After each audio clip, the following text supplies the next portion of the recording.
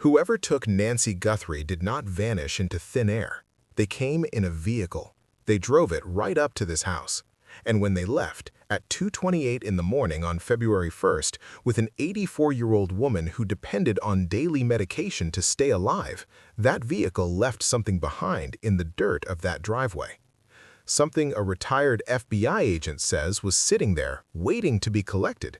But did Sheriff Nanos ever consider it as a valid lead? In this video, you will hear exactly what that evidence is. Breaking news here at 10, SWAT vehicles, forensics trucks, and dozens of deputies, law enforcement swarming a home in Tucson tonight.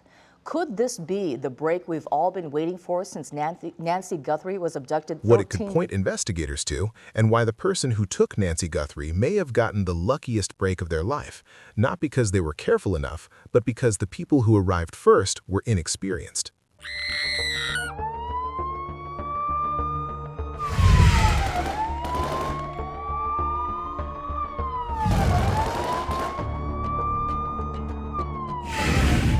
It has been 68 days and counting since Nancy Guthrie was taken from her home in the Catalina foothills of Tucson, Arizona. 68 days since a masked, armed man walked up to her front door in the middle of the night, tore down her doorbell camera, picked up a fistful of dried brush from her porch to cover what little lens remained, and disappeared into the desert with a woman who could not walk 50 yards on her own. 68 days without a named suspect, without an arrest, without a confirmed answer. Before we get into what a retired FBI agent just revealed, we want to take a moment for something personal. If you are new here, welcome. We are building this channel from the ground up, and the support we have received already means more to us than we can properly say. We are here to report accurately, to stay on stories that matter, and to give you something you can trust. If that is what you are looking for, we would love for you to subscribe. We are trying to reach our first 1,000 subscribers before May 2026, and without you, we can't hit that goal. Thanks again for your support. Now back to Nancy. For 68 days, the public conversation around this case has run on 3 rails. The DNA evidence that investigators have described as so complex it has resisted standard genetic genealogy processing, the masked man on the porch whose identity remains unknown, and a series of ransom notes whose authenticity has never been confirmed. These are the threads everyone has been pulling. None of them have broken. And when a case runs this long without a break on the leads everyone is watching, the honest question is whether something else entirely was available, something that existed in the first hours and is now gone, that nobody was looking for. That question was not raised by Sheriff Chris Nanos, who at this moment is dealing with pressures that have nothing to do with tire tracks. The Pima County Board of Supervisors handed him an April 21st deadline to answer questions under oath about his disciplinary history, allegations that he lied under oath about prior suspensions, claims that he suspended his own staff for political reasons during the 2024 election, and budget overruns that have drawn formal scrutiny.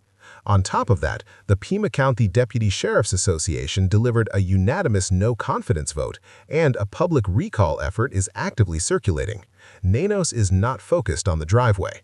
The person who raised the question is a retired FBI special agent named Maureen O'Connell, a veteran of the FBI's Evidence Response Team. The Evidence Response Team is not a general investigative unit. These are the agents deployed to the most forensically complex crime scenes in federal law enforcement. They are trained in impression evidence, forensic photography, biological material recovery, and the meticulous documentation that makes a prosecution possible years after the scene has been released. Steve Moore, the other retired FBI agent who has become a fixture of the public commentary on this case, has credited O'Connell's expertise in this specific discipline directly and publicly. She was physically on the ground in Tucson during this investigation. She watched the aerial drone footage from the beginning, and on day 67, she sat down with journalist Brian Enton and told him, and through him, all of us, what she was looking for and what was not there. Let us start with the vehicle, because the tire tracks mean nothing without understanding what vehicle we are looking for and why. At 2:28 in the morning on February 1st, Nancy Guthrie's pacemaker sent its last signal to her iPhone.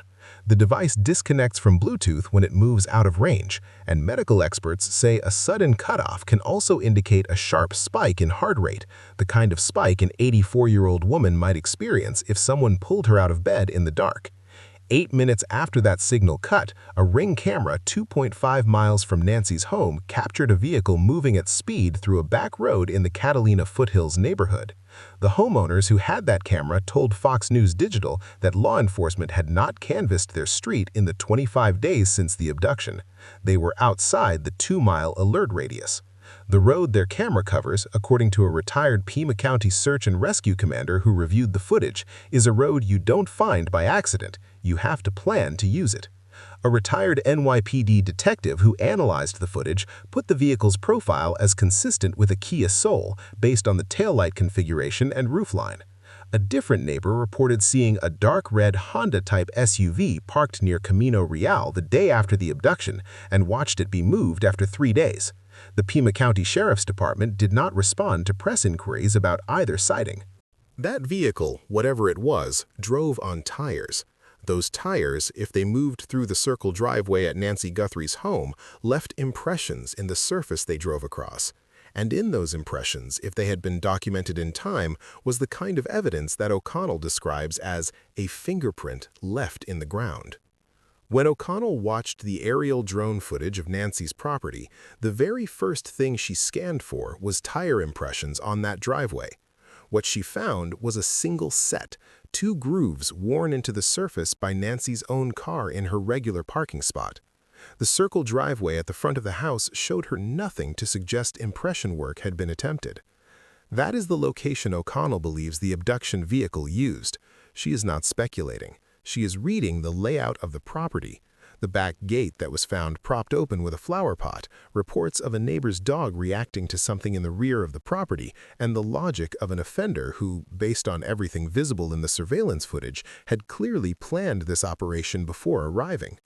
Her read is that the vehicle came to the front. That is where it would have been loaded. That is where the tire evidence would have been most concentrated. Now, the driveway surface. Nancy's driveway is decomposed granite, which is the fine, sandy gravel standard across Tucson residential properties. O'Connell acknowledged directly that it is difficult. When a tire presses into decomposed granite, the material shifts and fills the compression. The ridge detail, the tread pattern, the wear marks, the manufacturing characteristics is present, but it is not visible to the naked eye under standard lighting. You have to use oblique lighting to pull it out. That means a powerful beam positioned low and at a sharp angle to the surface, so the light rakes across the material rather than washing over it from above. That angle creates shadows inside the compressed ridges. Those shadows reveal the impression. It is the same technique forensic photographers use to recover latent fingerprints from textured surfaces. You do not illuminate the print, you illuminate the space around it and let the shadows do the work. You photograph it from multiple angles, with a measured scale and frame, and you build a complete legal record of what the tire left behind. Once you have that record, you take it to the database. The FBI maintains a comprehensive tire impression reference library. The database cross-references a properly photographed impression against virtually every commercially available tire tread, narrowing the field to a manufacturer, a product line, a size range. That narrows the vehicle type. The vehicle type, combined with the Ring camera footage, combined with the neighbor sightings, gives investigators something to match against. O'Connell explained how this works in the field. You identify a vehicle of interest from other evidence, you send a surveillance team to locate and photograph the tires, and you compare. If they are consistent with the driveway impression, you have a thread. In the best-case scenario, a brand new tire whose manufacturing filaments are still intact in the tread, that impression can be traced to a production batch, a distribution region, a point of sale. Tire tread, as a forensic expert said early in this investigation, can be like a fingerprint. The surface was difficult. It was not impossible. O'Connell said so plainly. With oblique lighting and a skilled photographer, a tire impression can be developed from decomposed granite. The question she raised and could not answer is whether anyone pointed a light at that surface at the right angle in the window before the window closed. She watched every piece of footage available to her. She did not see that work being done. and by the time the FBI's evidence response team arrived, after the sheriff's department had opened the scene, allowed media to approach the front door, and had deputies moving in and out of the driveway, whatever existed on that surface had already been compromised. Her own team walked up to the front door that day. She acknowledged it. The window was gone. The tire tracks are not the only forensic thread O'Connell pulled on in this interview. What she described about the interior of that house goes further than anything that has been publicly examined, and it connects directly to something visible in the FBI's own released footage that has received almost no serious analysis. The interior of Nancy's home was reported by sources close to the investigation as largely undisturbed. Certain rooms were described as immaculate. Family members who arrived before police were not immediately sure anything criminal had happened. The bedroom appeared consistent with someone who had simply gotten out of bed. O'Connell's assessment is that this is not inconsistent with an abduction. In fact, she says it may be precisely consistent with a specific kind of abduction, one carried out by someone who needed quiet, needed speed, and understood that a chaotic scene would work against them. Nancy Guthrie is 5 feet tall and 84 years old. A single targeted strike to establish immediate control, one move, no noise, no struggle, could have caused her to bleed onto her pillow without tearing the room apart. If she was then placed onto a tarp or moving surface that absorbed and contained the blood, and the bedding was replaced over the top, the bed would look made to anyone operating under the assumption that Nancy had simply wandered away. Now for the bite light. The suspect captured on Nancy's doorbell camera had a light source in his mouth. You can see it in the FBI footage, a tactical bite light, the kind that frees both hands while maintaining visibility in low light. The camera alert at Nancy's front door triggered at 2:12 in the morning. Her pacemaker disconnected at 2:28. That is a minimum operational window of 16 minutes from first contact, and O'Connell placed the suspect's total time inside the property at 41 minutes based on the available timeline data. There is no scenario, none, where a person keeps a bite light in their mouth for 41 minutes while moving through a house, controlling a person, speaking commands, and executing a kidnapping. The light comes out, it goes into a pocket, or it gets set on a surface. The hand that touches it comes away coated in saliva. Whatever surface that hand or that light touches receives a biological transfer. And this brings us to something that the public, people who have been watching this case very closely, noticed and raised themselves. The rug at Nancy Guthrie's front door. It is still there. It has been there throughout this investigation, visible in footage and images of the property. The observation that matters is this. Someone pointed out, with over 150 audience members responding in agreement, that nobody appears to have tested it. Another person asked immediately why it has not been checked for saliva. A third raised the only possible charitable explanation that the forensic team may have processed it quietly and that leaving it in place was a deliberate decision. That last point is the important one. If it was processed, the results are presumably part of the investigation. If it was not processed, it represents exactly the kind of surface O'Connell is describing, a place where a man who had a saliva-coated hand and a saliva-coated light moved, possibly steadied himself, possibly set something down, possibly left something behind that is now sitting in the open air of a Tucson porch, degrading with every passing day. O'Connell said the FBI should have conducted hundreds of swabs in a situation like this. The rug is one of those surfaces. The final detail O'Connell raised is the one she asked the public to act on directly. The FBI's Behavioral Analysis Unit has not released a suspect profile in the Nancy Guthrie case, not in 68 days. A profile does not require knowing who the suspect is. It requires analyzing what the evidence reveals about how the offender operates, the level of planning visible in the approach, the operational discipline evident in leaving the interior largely undisturbed, the communication pattern visible in the ransom notes, the apparent knowledge of the property layout that made a targeted entry in the middle of the night possible.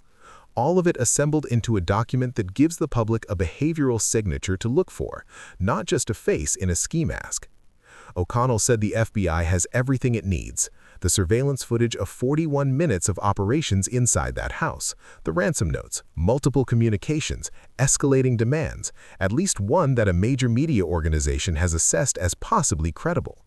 a DNA profile so complex, described by Sheriff Nanos himself as involving more than 2 contributors, that standard investigative genetic genealogy has not been able to process it.